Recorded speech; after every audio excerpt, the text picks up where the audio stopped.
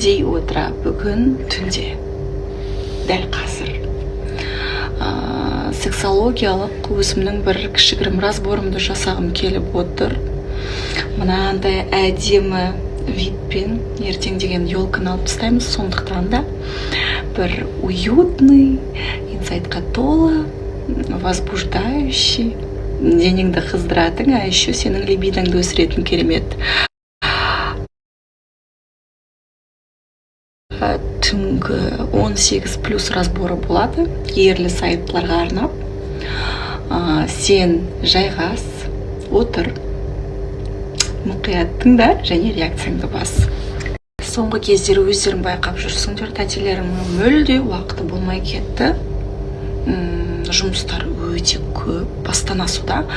Бірақ мен сендерді ұмытпаймын. Сендерді әрдайым не только психологиялық тұрғыда, но и сендердің либидоларың мен энергияларыңды сексуальный өздеріңе тән әрдайым арттырып отырғым келіп отырады. Просто так арттырмай, ілім мен білімді жалпақ тілмен өзімнің стилімде бергім келеді.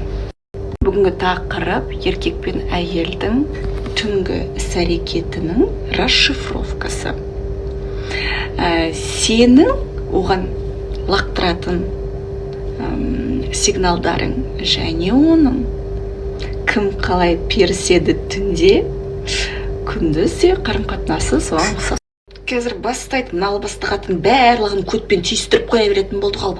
Қазір бастайды, мына албастығатын барлығын көтпен түйістіріп қоя беретін болдық ал. Бастай, осы бір көт деп қоймады, атата деп шығады. Түсініп тұрмын, жаным. Сен қазір көтке тым жақын емес.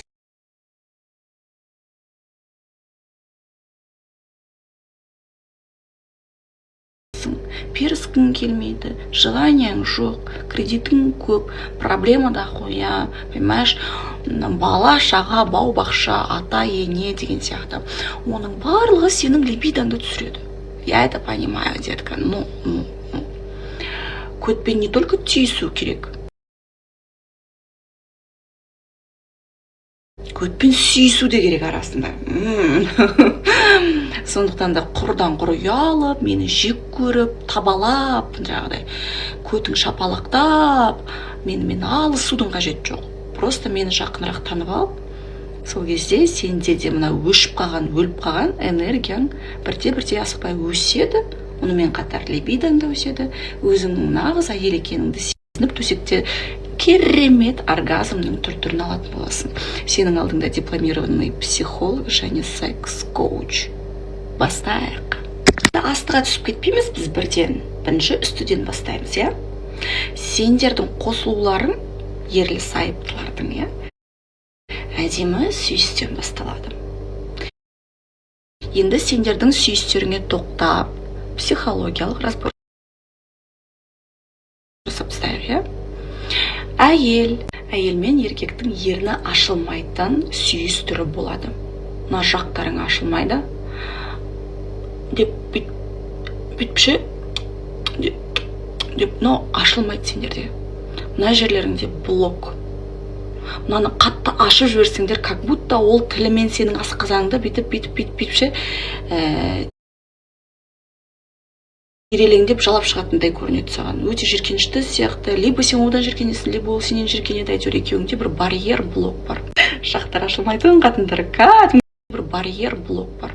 Жақтар ашылмайтын қатындар, кәдімгідей тыңдап отырсыңдар ғой, жақындаңдар. Сендердің сүйістерің бірден басталады и бірден жақтарың ашылмайды.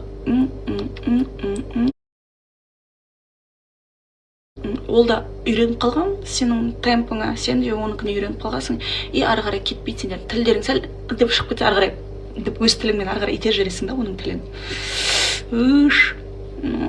Негізі, да, неге олай болуда? Давайте осыны бірінші кішігірім разбор жасалайықшы. Екі жақтан да ұялу, қысылу. Ұялған сайын, қысылған сайын сенің жақтарыңда напряженный болады, мышцаларың қатып тұрады.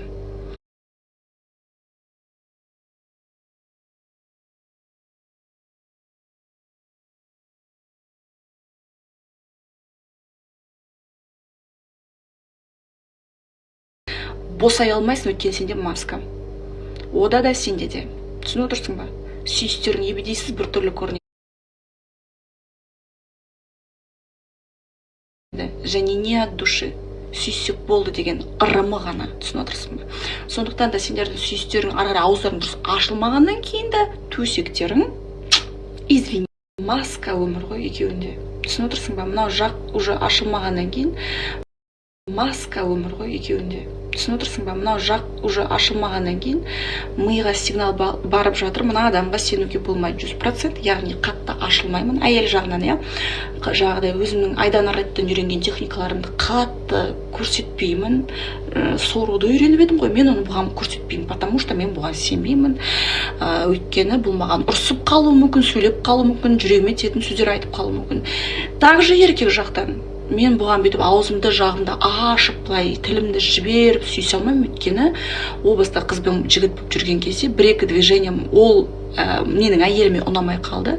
И сол кезде бір сөйлеп қалған, мен жүрегіме тиіп қалар, бүйтіп қалар, сөйтіп қалар. Яғни екі жақтан да толған мусор миында, және партнерына сенбеу. Мына жақ ашылмағаннан кейін энергия толығыма мына жаққа битіп кетіп, мына жақта ашпайды, дальше сенің вагинаң ашылмайды, оның ташағы дұрыстап тұрмайды. И қосылған кезде де бір өтірік. Дальше кеттік. Еріннен кейін бізде мынау әйелді қоздырып сүйіп шығу, еркек жақтан да не от души сүйіс түрлері болады. Мына жерде емшегінің ұшында ауызды до конца ашылмай біртүрлі жалады, мынаяқтікі жалады, мойныңды өтірік деп ырымын жасап өтті. И куниді молчим. Бұл жерде енді толығымен екеуі бір-біріне ашылмағандықтан, бір-бірін дұрыс танымағандықтан, я қанша жыл өмір сүрсе де, ол жерде уже табу, но. Бір-бірін танымайды, түсінесің ба? Дальше әйел жатып әпшуін жағдай үйренгенше қысуы мүмкін. Көбінесе ол әйелдер босата алмайды. Еркек қысқаннан движенияларын түсінеді, бірақ одан ләззат ала алмайды. Өзін еркін, денесін, белін босата алмайды. Өйткені тағы да миында тұрған блоктар. Өйткені ол әйелге сенім арта алмайды, әйел еркекке сенім арта алмайды. Өйткені тағы да миында тұрған блоктар. Өйткені ол әйелге сенім арта алмайды, әйел еркекке сенім арта алмайды. Бір-бірін дұрыс танымайды и тануға да тырыспайды. Көріп тұрсың ба? Барлығы мына жерден басталды и көттің тесігімен бітеді. Яғни сен постоянно сжимаешь, отпускаешь. Вроде бы техникаларды жасайсың, сен маған жазасың. Ойбай, ханым, қышимамын, бүкіл техниканы жасап жатырмын, байым маған ананы бермейді, байым маған ашылмайды, сөйлеспейді деген сияқты. Байың білмеймін кімге жалобын айтып жатыр. Мүмкін қатынға, мүмкін досына деген сияқты. Полностью әртүрлі түсте, яғни өмірдің толық 100% дәмін сезбей өмір сүреді ғой, түсінесің ба? И оргазмда да, и түндегі өмірі, күндізгі өмірі, түсініп отырсың ғой, иә? Вот. Бұндай парочкалар көбіне өкпе назын ұзақ жинайтын болады.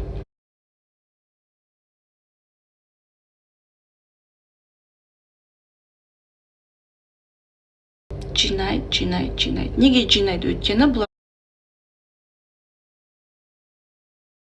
маска, бұларда ашық әңгіме жоқ, бұлар бет-пердесіз бір-бірінің түрін көрмеген. Сондықтан да әйелі күйеуіне ренжіп қалатын болса, ол бірден айтып эмоцияға берілмейді. Оған ұнамай қалуы мүмкін ғой. Ол қандай күйде болады деп ұзақ ойланады. Сондықтан да ей легче ол обидаларды жинау, ол эмоцияларды жинау. Жинайды, барс жарылады. Жарылған кезде өте нашар ауыр сөздерді айтады еркекке. Жай дауыспен болсын. Бақ, ол еркек запоминает это все.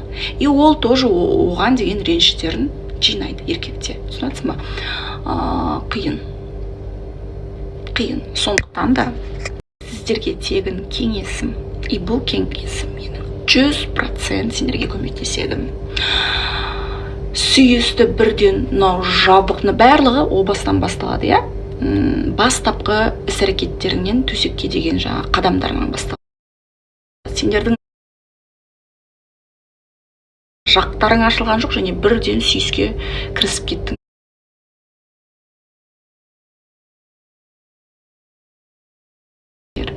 негізі адаммен сөйлесу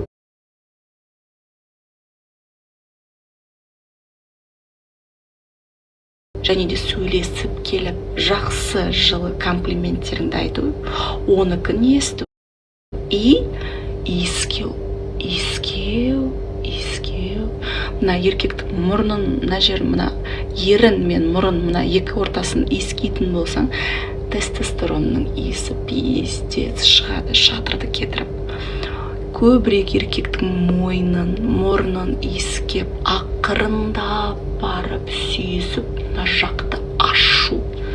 Жақты ашып, тілді шығарып, иіскеу, сүйісу, жақты ашу. Расслабиться. Жақты ашып, тілді еркін қимылдатып, өзіңді бір жаман қатын көрсетіп қоймайыншы, бір жатсыз қып көрсетіп қоймайыншы, андай көрсетіп қоймайын, мұндай көрсетіп қоймайын деп, құр бекер миыңа мусорды жинап, дұрыс емес іс-әрекеттерді жасап, жабыла бергенше ашылу керек. Түсінесің бе?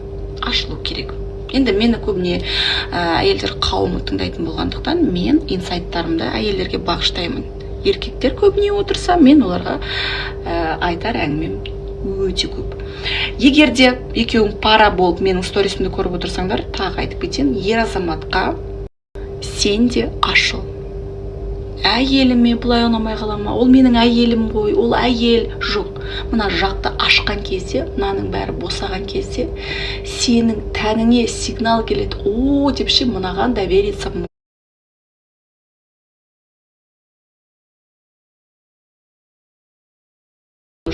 Мынау менің адамым, тек мен үшін жаратылған. Бұл менің шынымен де осы өмірдегі теңім.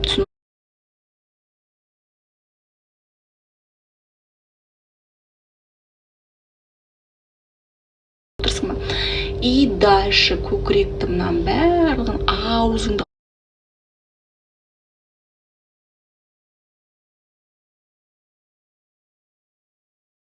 ашып сору. Сен жапқан сайын, сен әйелдің самооценкасын түсіріп жатырсың. Біздерге, әйелдерге сигнал келеді сенің сүйгеніңнен де, сенің сігіскеніңнен де, қалай жалағаныңнан да. Түсініп жатырсың, сондықтан ауызды ашып, аузыңа кіргізіп, жұлып жепнан бәрін деп дауыс шығару.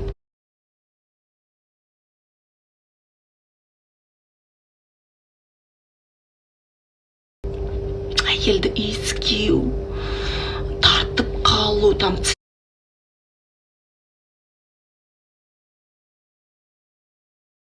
деп қалу, прям қатты қалаған іс-әрекетін жасап, деп жабылмай. Бізге де ондай сендерден іс-әрекеттерің төсектегі ол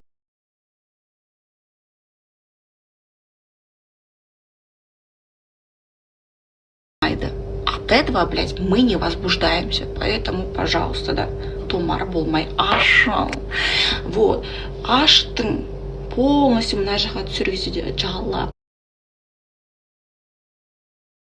Бейтіп алып келдің, и кірген кезде движение. Мен даже куни туралы саған, блядь, әңгіме айтып отырған жоқпын. Осының өзің қатыршы, братан. Вот. И денені оп, ақырындап алып келу, бірден сұғып, тарсылдатып, бітіріп тастамай 5 минутта. Ақырындап, бір плавные движения, и темпті дам көтереміз. И соңда тарс деп ұрып бітіреміз. Окей? Инсайттарды қазір отырғызып қойып екеуіңді айта беретін болсам, ол өте көп. Сондықтан да, мына инсайттың өзі саған кәдімгідей жетеді. Ашылыңдар, жандарым. Енді келесі парочкамызға көшейік. Мен әр параны кезде кесточкамды ауыстырып отырам. Содан ақ білесіздер. Қай кисточкамен қандай парочканы айттым, қай парочкаға разбор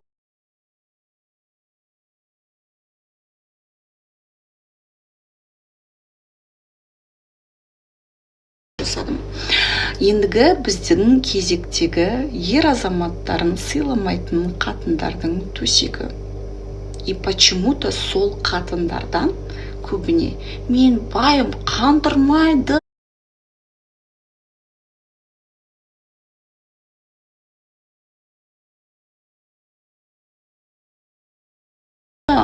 мен байым тез бітіреді, мен байым жоламайды деген жаңағы хаттар келіп жатады маған. Давай разбираться, да? Неге олай болуда, блядь? What the fucking gentleman? Сенің қанбай жүргенінің себебі, оның қандыра алмай жүргенінің себебінің бірі, ең біріншісі.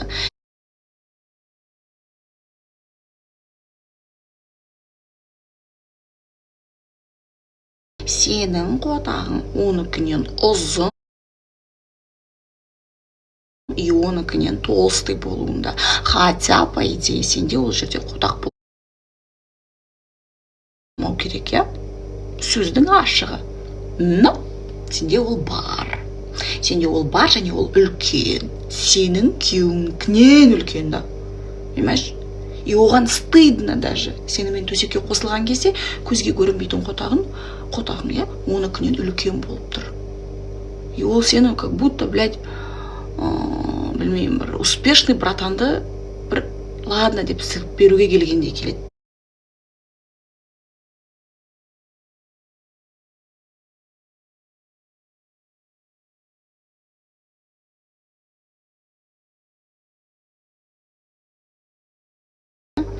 Неге?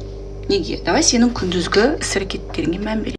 Күндізден басталады, просто сен оны не помнишь, мән бермейсің, да? Давай мен сені сырттан қарап айтып берейін, қандайсың сен. Еркегің келген кезде маңызды әңгімесін айтып жатыр, я? Маңызды да емес әңгімесінің өзінің айтып жатқан кезде сенің көзің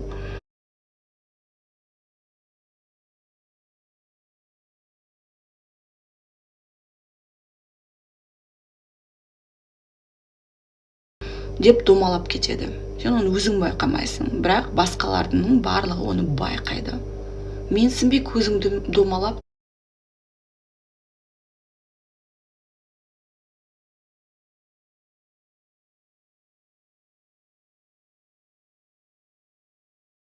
әңгімең тезірек бітірші, қызық емес, болшы деген сияқты деп күрсінетінің бар арасы.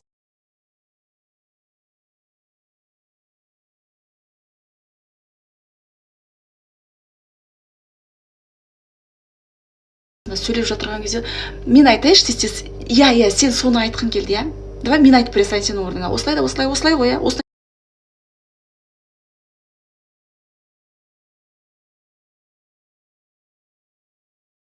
айтқың келіп тұр ма? Негізінде олай емес қой, негізінде ол бұлай ғой, неге сен оны алдың, негізі ол жақта сатылмайды ол.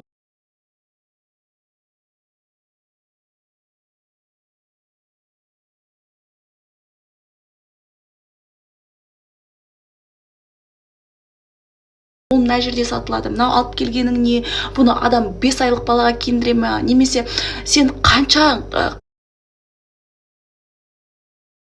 соңғы рет қанша айлық алдың, неужели соны сақтап қоюға болмады, айлықты битіп қоюға болмады, неге битуге болмады, неге сөйтуге болмайды?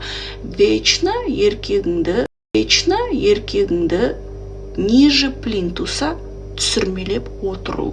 Ол сенің стилің. Оны сен бірақ байқамайсың почему-то. Сосын еркегіңді өзің бірінші жұмсап аласың, өзің істерді тапсырып аласың да. Оның алдына өзің шығып кетіп шыдай алмай, сол тапсырмаларыңды өзің істеп жүресің. Потому что сен оған сенбейсің. Вот и все.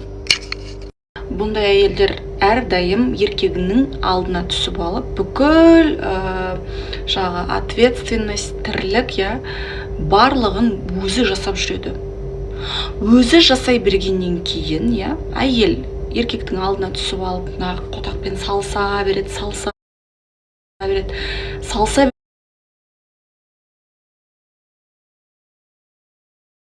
бергеннен кейін еркектің тестостероны обязательно түсе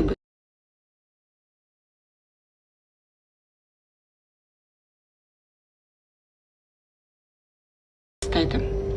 еркектің тестостероны түссе, әйелдің женская сексуальная энергия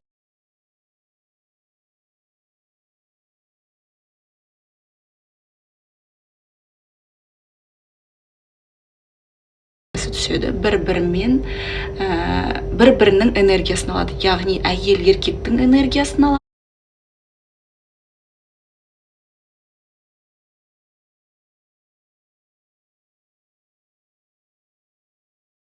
Еркек әйелдің бір-бірінің энергиясы ауысып кеткеннен кейін төсекте де түсінбейді бір-біріне вообще бұлар кім. Түсініп отырсың ба? Сондықтан да сен еркек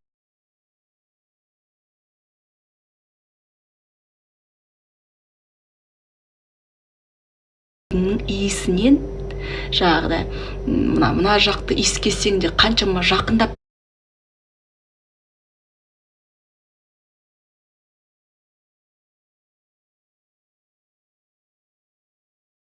саған келе жатқанның өзі тебя раздражает. Тіп тұрасың.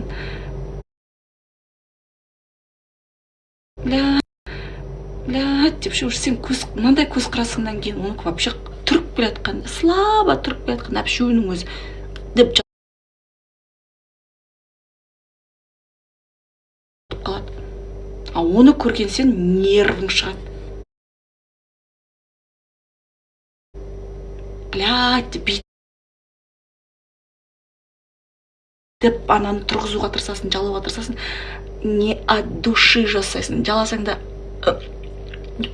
деп сүйісіп атса да бош тез кіргізе салшы, тұрды ма, и тебя он уже бесит, понимаешь?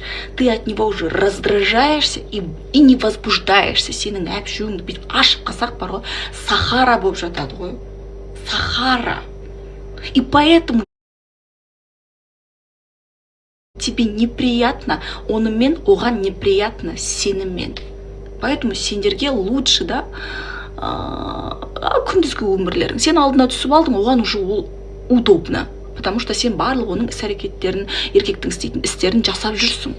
Ол жүк қатын сияқты болып кеткен. Сенің әйелің сияқты, бір сөзбен айтқанда, сен оның еркегі сияқтысың. Так, извини, қалай ол сені сүгу керек, қай положение, да, чтобы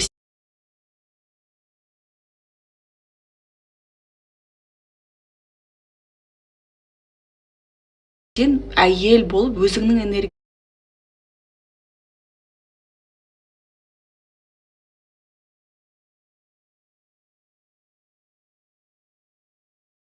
энергияңмен өмір сүрдің. А ол еркек болып, ол өзінің энергиясы.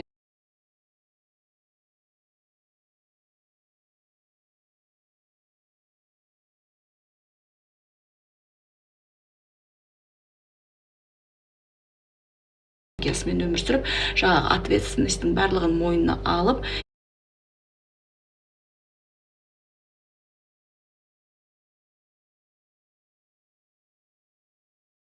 сенің сеніміңнен шығу үшін.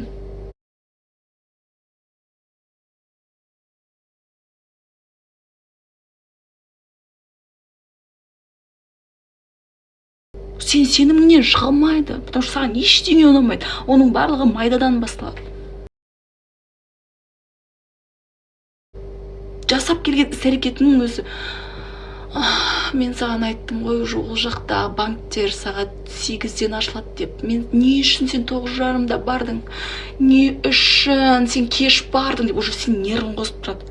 Ана уже, бля, пухма, дейді да кетеді, понимаешь?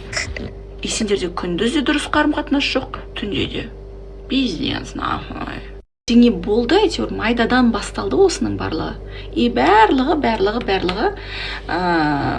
жиналып, сені еркекке, оны қатынға айналдырып тастады.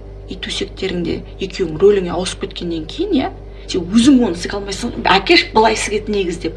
Потому что сендегі көзге көрінбейтін қотақ ол. А на самом деле ол қотақ жоқ сенде. Просто ана сабыт бәрін өзің киіп алғасын, найзаны өзің ұстап алғасын, бүйтіп шауып келе жатырсың.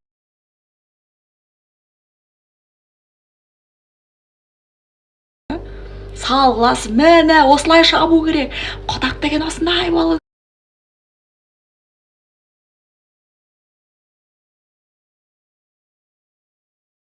керек деп ше. А на самом деле сен де қараса, жоқ, сен нәзік әйел екенсің. Так, пожалуйста, нәзік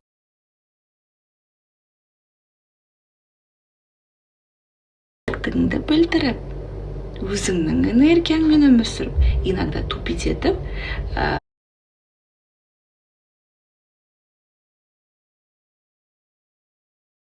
ответственностьтің барлығын оған беріп, еркек екенін сезіндіріп, сөйлеген кезде тамсанып,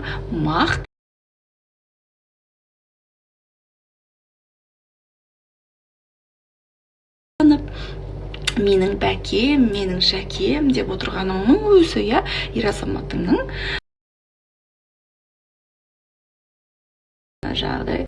Смотри, сенің күндіз менсінбегенің түнде отражается. Сен түнде уже менсінбейсің оны. Жаңағыдай айттым ғой, одан еркектің иісін сезбейсің, оның әпшуі сені қоздырмайды, потому что саған визуально былай, даже если оныкі 20 сантиметрлік жуан әпшу болса да, сенің ойынша ол достаточно еркек емес.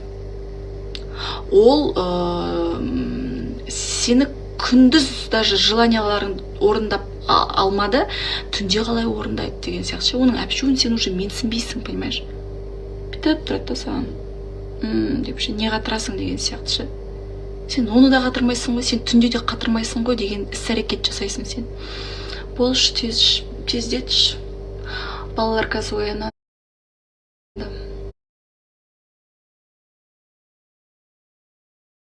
Немесе, мына өлді-ау көт-көт деп, құдай-ай, сенікі көт-көт.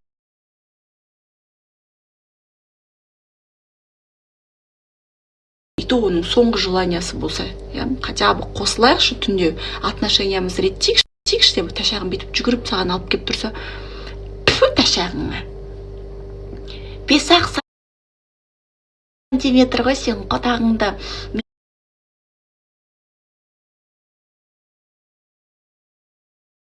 Менікіне жетпейді ғой дейсің да, өзіңдікін шығара бересің да, менікін қарашы деп ше. Прямой түсінбеңдер, но переносный смысл осындай сендердің іс-әрекеттердің төсектегі. И ол да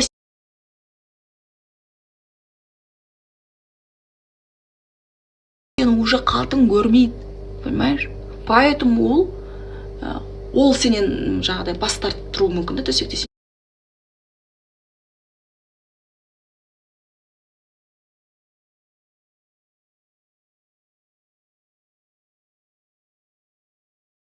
Жатайық, сен қанбай жүрсің ғой, мысалы. Ол жатайық деген сен, ол қашып тұр сенен. Потому что не хочет. Потому что еркекпен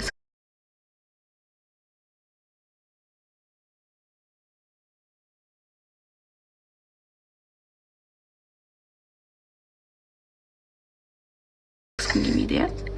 Вот. Солай, девочки.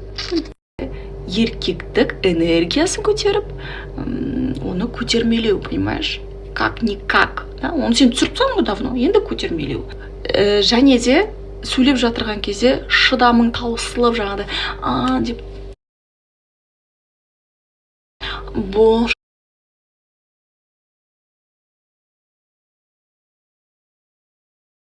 деген андай іс-әрекетті жасап, оны қайта-қайта түсірмелеу емес.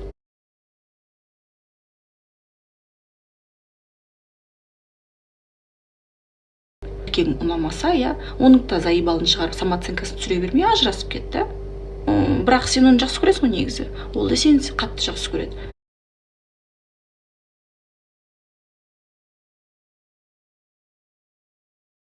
Сондықтан да өмір сүріп жатырсыңдар, ортада бала-шағаларың бар. Мен айтқанда қысқартып, сендердің парочкаларыңда әркім өз энергиясымен өмір сүру. Көзің ботадай болып, маған ырза болып отырған шығарсың, мынандай инсайтты, қарапайым жалпақ тілмен тек мен айтамын, Үшінші типтегі парочкалар, блядь, мынау ұялшақ төсек. Ұялшақ, блядь, мать его, төсек. Извините за мой мат, но это пиздейшн. өзіне сенімсіз,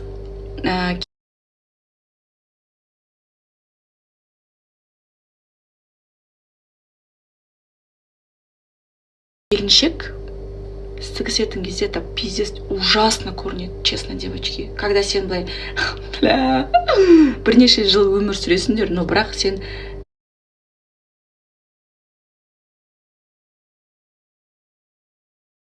перс болғаннан кейін емшегіңді жауып, көтіңді жауып кетіп бара жатырсың жуынуға. Немесе қарамаш маған, қарамаш ту деген сияқты. Немесе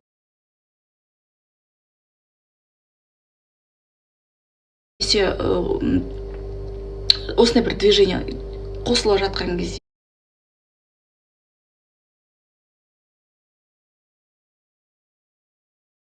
жаңағы бұтыңды жауып алу, немесе түріңді әдемілеп жату.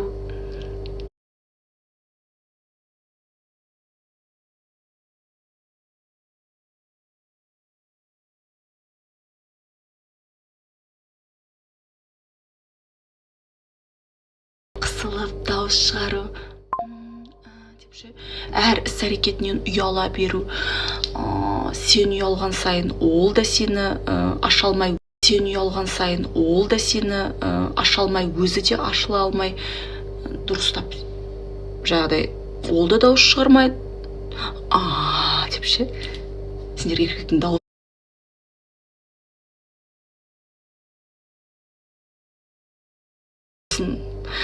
когда он наслаждается, когда он оргазмирует,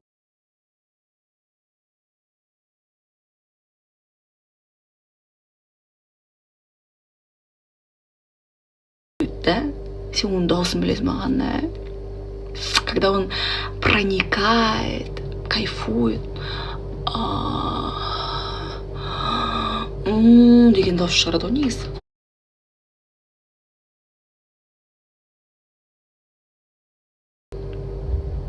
Сен қаяқта не істейсің оны, блядь? Ұялшақ.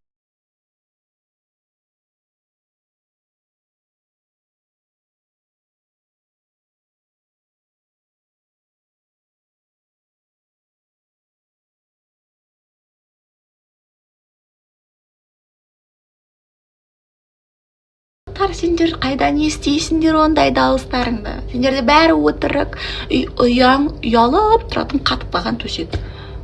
Бребно, екі ағаш қосылды ғой. Понимаешь, үйкелесті, светті өшіріп. Тұрып қас.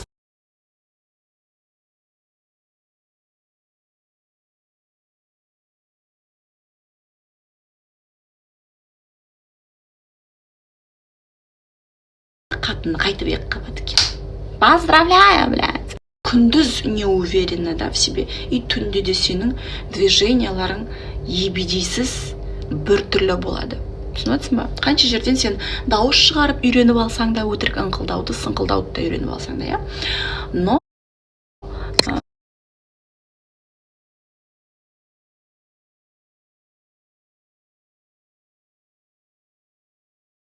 нағыз оргазмның пикін, патологын сен алмайсың, және оған бере алмайсың.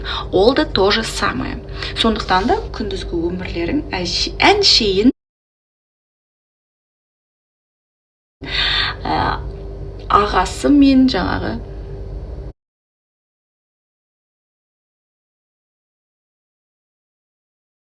қарындасы сияқты болады ғой. Түсінесің ба? Немесе көршілер, немесе бір сол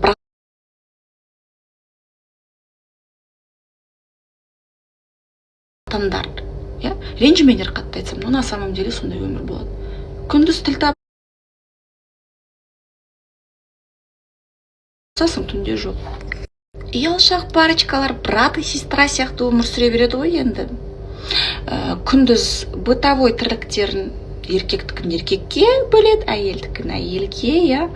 Сөйтіп өмір сүре бересіздер. Бала-шағаларың туп та, ұялып перісіп, но сендер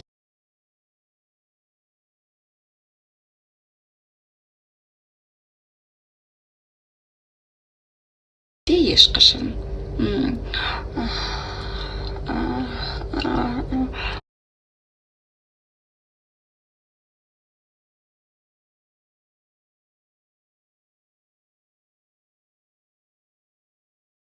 деген, иә, страстный,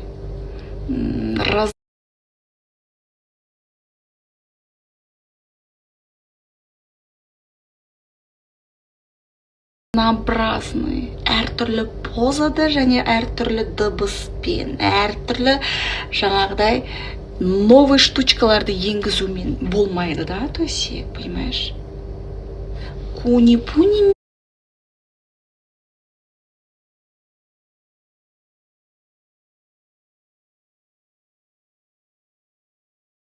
минетімен, да? Айқайлап секіріп арқанмен байлап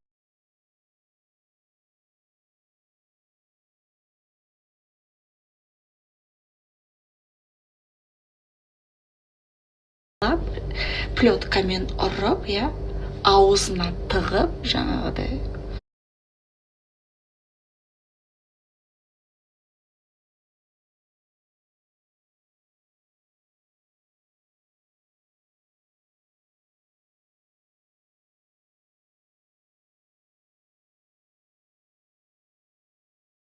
Қызыл шарикті боқтап немесе, жоқ.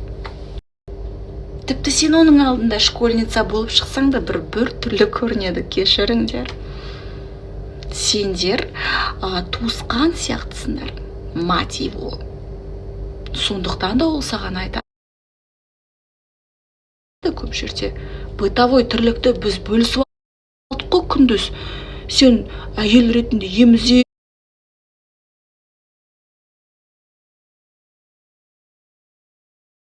тамақ істейсің, кірлерімді түктеп жуасың, мен ақша тауып жүрмін, ақшаны жақсы әкеліп жатырмын. Сол сияқты ғой. Ұялам, мен қалай бастаймын, апельсин техниканы бастамашы. Сендер бастап